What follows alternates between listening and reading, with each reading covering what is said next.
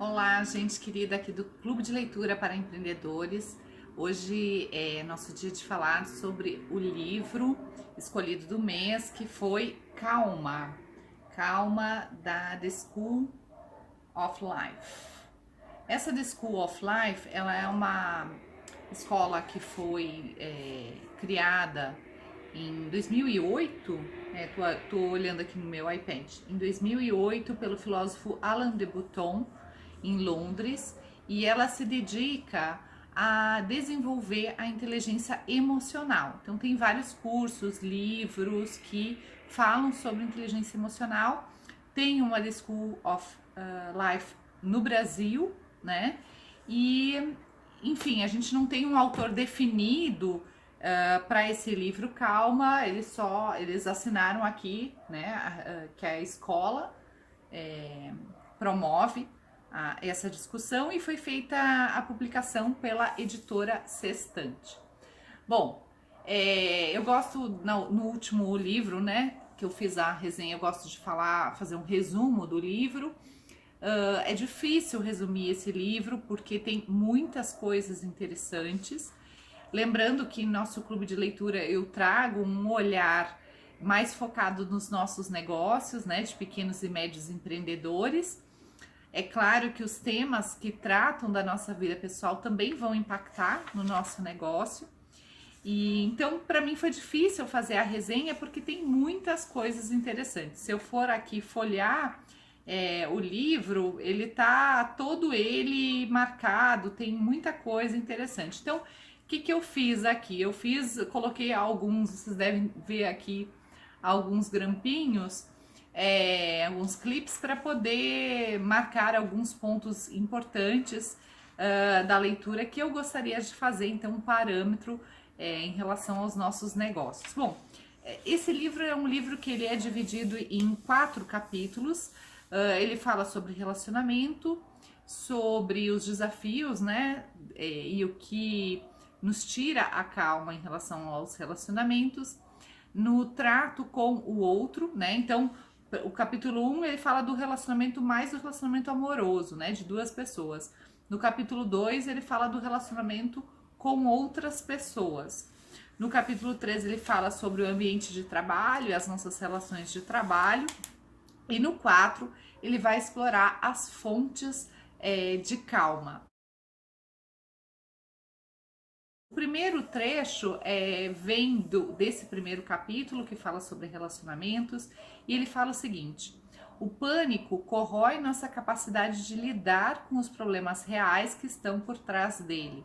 Ficar calmo não significa de modo algum pensar que tudo sempre dará certo. Significa apenas manter um estado de espírito mais adequado para lidar com os desafios da vida. Ele está no capítulo de relacionamento, mas eu trago aqui um olhar sobre as nossas relações dentro do nosso negócio e como que a gente leva também as nossas dificuldades, os nossos desafios para o campo dos nossos relacionamentos. Quando o negócio nos toma muito mais tempo ou nos traz transtornos que dificultam a nossa paz e a nossa calma para lidar com as dificuldades do dia a dia, em casa, com cônjuge, família, né? Enfim. E traz um olhar aqui interessante sobre como nós nos deixamos tomar, né? Esse pânico que ele fala aqui no livro me leva muito a pensar sobre como nós nos transtornamos de tal forma em relação aos desafios dos nossos negócios, que de fato nos pesam no nosso dia a dia, a ponto de perder uma conexão com a realidade, né? A gente entra aí num redemoinho de que as coisas vão dar mega errado e que isso vai ser um fracasso para nossa vida e que isso vai, inclusive, nos desmerecer em relação ao ser humano que somos, né? Isso é um ponto bem interessante que eu achei no livro e que fala como a gente liga, né, como a gente faz uma relação do nosso valor como ser humano com os nossos sucessos, os nossos fracassos no trabalho. Então, se não somos bem-sucedidos em algum projeto, em alguma atividade, nos sentimos seres humanos merecedores de carinho, atenção.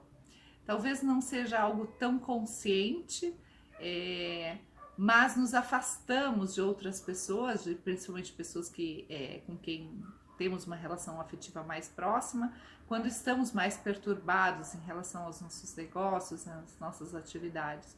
Ou mesmo quando estamos numa transição em que deixamos um trabalho para buscar uma outra forma de vida, isso nos coloca, às vezes, num estado de pânico que não nos permite ver com a realidade, né?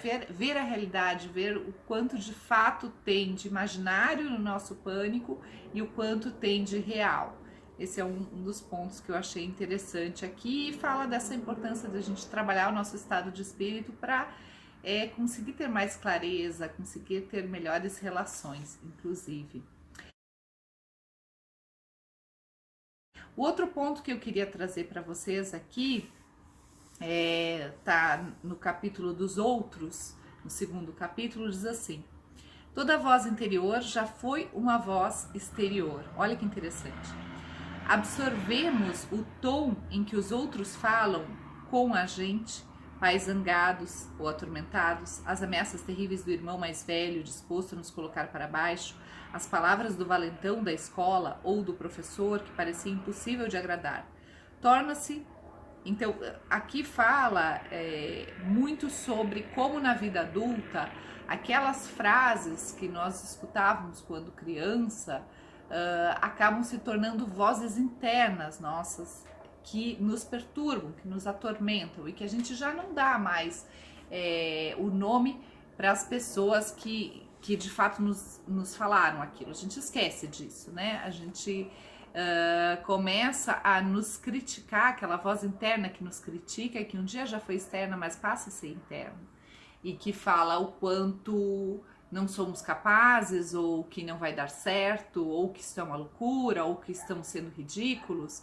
E no mundo empreendedor, temos muitos momentos em que precisamos dar a cara a tapa, em que precisamos romper com a forma como as pessoas estão acostumadas a nos ver, e esse expor, né, ao ridículo, mas um ridículo que eu tô falando aqui é de sair fora do padrão do que estão acostumados, né, nos aventurarmos, ousarmos, termos a coragem de fazer algo que é diferente do padrão. E aí, como escutamos essas vozes internas e vozes externas, e isso acaba nos tirando a calma. Então, como podemos nós termos um olhar mais questionador a respeito dessas frases, né, dessas vozes internas? O quanto dessa voz é realmente real, né? Você está sendo ridícula. Por que eu estou sendo ridícula? Eu estou entregando algo de valor, é algo diferente, sim, estou me experimentando, talvez não dê certo, mas colocar numa perspectiva mais equilibrada, né? E não tão fantasiosa dos terrores, dos medos, das acusações internas que nos fazemos, né? Aqui fala também, que eu acho interessante para quem trabalha com uma área de ensino ou de desenvolvimento humano, né? O quanto nos cobramos com relação aos resultados do outro, né? O quanto nós depositamos no outro as ansiedades e as reações que seriam nossas, e que nos tiram a calma, nos colocam numa posição de nos acharmos que falhamos, que não conseguimos ensinar, né? Quando o aprendizado, ele não necessariamente se dá no momento da transmissão do conhecimento, mas vai se dar às vezes muito depois que o que ensinamos ou que falamos ocorreu. Então, se estamos num momento terapêutico ou num momento de curso de ensino, em que transmitimos um conhecimento, ainda que aquela outra pessoa perceba valor nisso ou pratique sobre isso, o conhecimento vai virar aprendizado muitas vezes depois do seu contato, né? E então, o quanto colocamos nesses processos uma medida mais factível do nosso próprio sucesso quanto professores, né? São algumas reflexões que fiz ao ler esse trecho. Tem um outro ponto interessante aqui, né? Fala assim: precisamos incorporar uma voz que separe nossas realizações do amor, que nos lembre que somos dignos de afeto mesmo quando fracassamos, e que ser um vencedor é apenas uma parte, não necessariamente a mais importante, da identidade de cada um. Aqui eu trago justamente aquela, né, que eu falei agora há pouco, sobre a mistura que fazemos dos nossos sucessos e fracassos ao fato de sermos merecedores de atenção, de carinho e de afeto das pessoas que estão ao nosso entorno, né? E deveríamos separar isso, porque os nossos sucessos e fracassos fazem parte de nossas iniciativas e de ideias e projetos que desenvolvemos. E o nosso merecimento de amor está em outra esfera, tá? Numa esfera de relacionamento e carinho que temos com as pessoas, né, que estão ao nosso redor. Onde fala sobre a ambição.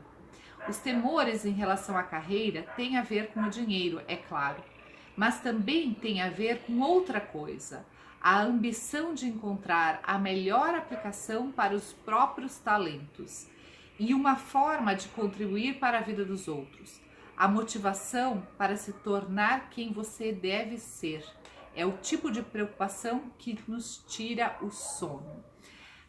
Aqui tem um trecho muito interessante do livro que eu acho que se aplica muito aos nossos negócios, à nossa vida empreendedora, que fala sobre os nossos temores em relação às nossas escolhas, né? A gente, quando vai pensar na nossa carreira, se vamos trabalhar de uma forma num negócio, ou vamos trabalhar com vínculos empregatícios, enfim, mas a nossa escolha profissional vem carregada nesse momento, principalmente nesse momento que a gente vive hoje. Estamos falando aqui dos anos 2000, né, de 2020, vem muito carregada com uma ideia que é pré-romântica, né, pré-industrial, desculpa, uma ideia romântica de uma era pré-industrial, onde se falava da vocação.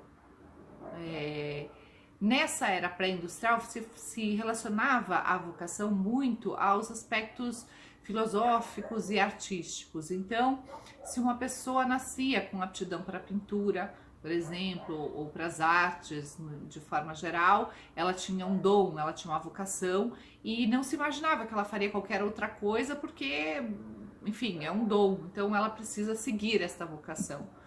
Hoje a gente tem a vocação de uma forma mais generalizada, ligada ao fato de que deveríamos descobrir qual é a nossa e deveríamos honrar esta vocação, esse dom, seguindo ela. E quando a pessoa não tem noção de qual é a sua maior habilidade, qual a sua vocação, ela fica perdida nesse universo, achando que ela está jogando fora a sua vida porque ela não está ainda dedicando a real vocação que ela tem e que ela deveria estar conectada a um trabalho que tenha aí o melhor desenvolvimento das suas habilidades. Muita gente persegue, né, essa busca por conhecer qual é a sua vocação.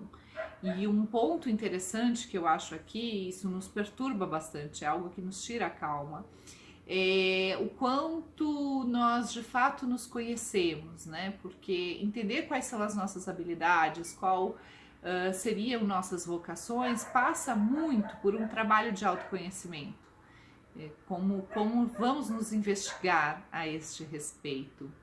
E as nossas habilidades, muitas vezes, elas não precisam ser desenvolvidas numa única área profissional. Eu posso ter habilidades que se aplicam a mais áreas, né? E posso ter momentos de experimentação disso. Então, só para tirar um pouco o peso de que existe uma única área, né? Aqui no livro sugere muito ter momentos ao longo de toda a nossa vida de busca pelo autoconhecimento, se não conseguimos fazer isso de uma forma sozinha, buscar profissionais que nos auxiliem nisso, porque quanto mais nos conhecermos, melhor entenderemos as nossas habilidades e estaremos mais conectados com trabalhos e negócios, enfim, que utilizam dessas nossas habilidades, né, e vocações, perdendo um pouco aquele olhar do dom como algo divino, que, né, e que poucos têm, mas com esse olhar de que todos nós temos habilidades e que podemos conhecer elas ao longo da nossa vida, entendendo que mudamos também ao longo da nossa vida e que temos mais possibilidades de soluções que uma única que deveríamos encontrar e é que aquela seria a única correta, né? Então acho que aqui tem um ponto que me trouxe bastante reflexão e eu queria compartilhar com vocês. Bom, que mais temos aqui, gente? Eu acho que tem passamos aqui um pouco pelo trabalho, fala, que eu acho que aqui é um ponto interessante, sobre o nosso trato com outras pessoas dentro do nosso trabalho. Tem uma reflexão que eu achei interessante aqui, que remete à nossa infância, quando nascemos, somos bebês e crianças pequenas, o nosso entorno está todo voltado, ou pelo menos para a maioria das pessoas que tiveram uma infância um pouco mais saudável, o nosso entorno de nossos pais, nossos avós, os adultos que nos criam, está muito voltado para atender às nossas necessidades, para escutar as nossas necessidades e atendê-las. E quando a gente cresce e vira adulto, de alguma forma isso ainda está em nós e pensamos que quando vamos entrar no mercado de trabalho, as pessoas vão ter esse interesse também de saber as nossas necessidades e algumas vezes nos colocamos frustrados porque as pessoas não entendem, ou não respeitam, ou não nos perguntam. Isso não é uma prerrogativa, né? Mas temos ela internamente, às vezes sem perceber. Nos colocamos frustrados e irritados quando isso começa a entrar em choque, né? E o quanto é importante, então, que nos nossos ambientes de trabalho, e quando eu falo de ambientes de trabalho, gente, eu não estou falando só da nossa relação com os nossos colegas. Muitos pequenos empreendedores atuam de uma forma individual. Isso significa a nossa relação com os nossos clientes, com os nossos fornecedores, né? Pessoas que têm o convívio de alguma forma com a gente ao longo do nosso trabalho. Da importância de sair um pouco dessa subjetividade da relação em que achamos que as pessoas vão reagir da mesma forma como a gente agiria, vão valorizar as mesmas coisas que a gente valoriza, vão entender o que não estamos dizendo, né? Como os pais entendiam muitas vezes a gente. Precisa ter comunicação, precisa ter fala, precisa ter explicação, precisa trazer clareza nesse relacionamento, do que eu espero, do que é esperado para uma determinada função ou trabalho, para reduzir algo que com certeza vai haver, que são conflitos, que são intolerâncias, que são frustrações. Reduzir na medida que vamos conseguir clarear melhor, né, o que estamos pedindo, o que estamos recebendo, o que estamos ofertando para o outro e que ele pode entender de N formas, né? Então, acho que trazer um ambiente mais calmo para o nosso dia a dia de trabalho tem a ver também com a forma como a gente se coloca nessa comunicação com o outro. Um outro ponto interessante aqui do livro fala sobre as expectativas, né? Quanto mais alto e mais irreais forem as nossas expectativas, maior a chance das nossas irritações, frustrações, tristezas, né, ocorrerem, porque nossa expectativa está num ponto em que dificilmente será atingido. Se a gente conseguir trazer a expectativa num nível mais adequado, a gente também tende a ser mais feliz com as nossas conquistas, porque elas estão, né, mais balizadas, mais calibradas. Isso não significa que a gente não possa sonhar alto, né? Eu posso ter um grande sonho para o meu negócio, mas nos nossos pequenos objetivos do dia a dia eu preciso calibrar, né? Porque esse grande sonho, muitas vezes, né, de atingir muitos clientes, de ter muito sucesso nos nossos produtos e serviços, isso vai ser atingido por pequenos sucessos, por pequenas realizações. E para chegar nessas pequenas realizações e sucessos, terão muitos insucessos, terão muitas falhas, muitos erros, muitos fracassos. E todos esses erros e fracassos são os pontos em que aprendemos e reconduzimos e recriamos e inovamos para chegar então no próximo passo, no próximo sucesso. Isso faz parte da nossa vida. Entender essa caminhada dos nossos negócios, nos planejando também, né? Porque quando a gente tem uma medida de realização muito fora da realidade e está sempre buscando algo que está muito além, às vezes a gente não se prepara para os insucessos que são tão naturais, que são tão corriqueiros na nossa vida. E ao não nos prepararmos, nosso equilíbrio emocional está, de fato, mais colocado à prova. Estamos mais sensíveis a eles. Bom, aí chegamos aqui no nosso último capítulo, que fala então sobre o que nos ajuda, né? As fontes da calma. E tem alguns pontinhos interessantes para a gente fechar essa nossa resenha do livro. Aqui fala da importância que tem também da gente usar os sentidos. Estamos lendo um livro sobre calma e racionalmente pensando sobre a calma e sobre os elementos que nos ajudam a tranquilizar, a acalmar. Mas existem algumas coisas que nos ajudam que vai além da racionalidade. E uma dessas formas é a música. A música é aquela que não tem letra. Se a gente for pegar um instrumental, a música que é mais tranquila e que para nós nos passa essa tranquilidade, serenidade, a música, antes mesmo da gente racionalizar, eu quero ficar mais calmo, essa música mais tranquila, ela vai trabalhar na desaceleração dos nossos batimentos cardíacos, no ritmo da nossa respiração, e ela nos promove um estímulo extra de calma, que é bem interessante da gente perceber. Então, aqui fica o meu convite de você investigar quais são as músicas que te trazem mais tranquilidade, mais calma, mais serenidade, e ter ela à mão nos momentos de maior tensão aí no seu dia a dia. Além disso, gente, interessante aqui que ele fala sobre os espaços, os ambientes, né? Ambientes organizados, ambientes arrumados, limpos, bonitos, né? A beleza nos transmite calma, nos transmite serenidade. A organização nos organiza também internamente. Então, é importante a gente olhar para os nossos espaços. Falei dos ambientes, falei da música, a arte também é algo que pode sim trabalhar em nós a calma e a tranquilidade, a serenidade. E aí aqui fala também sobre o espaço.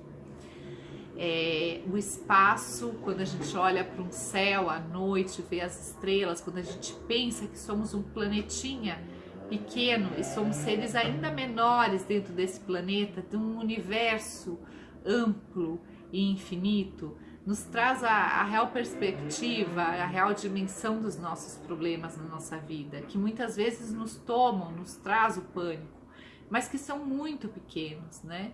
E traz o olhar de que a nossa vida é finita e que devemos vivê-la bem, ainda que com percalços, que eles sempre existirão, mas que devemos viver bem porque ela é muito pequena, né? Nos traz a humildade de nos perceber que não somos o centro do universo, somos um pequeno grão de areia neste universo, né? Então, observar o espaço, o horizonte, né? Olhando aqui para o sol, olhando para o pôr do sol, para a natureza, né? Fala da importância das viagens na nossa vida, né? Que quando viajamos para lugares diferentes, percebemos o quão belo, o quão sublime pode ser o nosso planeta, o nosso universo, e nos traz uma outra perspectiva. E para finalizar, gente, um outro ponto que fala aqui que eu acho bem interessante, né, para a gente encerrar, é que normalmente o que lemos, o que buscamos, não significa que temos muito, né? Quando eu leio, escolho calma, não significa que eu seja uma pessoa calma. Normalmente, quem busca o tema é porque precisa desenvolver este tema. Então, quando eu olho para isso, e você talvez quando olhe para isso, pode entender que temos muito em nós para desenvolver. O livro vai, de alguma forma, estimular isso, mas como, ao fechar o livro, eu posso abrir na minha vida mais espaço para calma, sem achar que a calma é a inatividade, é a improdutividade, é o fato de não cuidar bem do meu negócio, né? Que a gente talvez coloque o nosso negócio num patamar de que é preciso produzir muito, fazer muito, entregar muito, ser muito produtivo, ser agressivo, tomar atitudes, ser corajoso, e que talvez isso não pareça combinar com a calma. Eu acho que desenvolver a calma faz com que a gente tenha uma tomada de decisão mais assertiva, que a gente tenha mais saúde, porque transforma, né, em nós essa serenidade em escolhas, em não se deixar abater tanto pelos fracassos que vemos no dia a dia, e nos amplia o olhar para soluções. Enfim, encerro aqui no meu comentário sobre o livro A Calma, da The School of Life, da editora Sextante. Espero que você tenha curtido. Se ainda não leu, espero que leia, porque tem muitos outros insights que eu não consegui falar nesse vídeo, mas que você pode encontrar nessa leitura.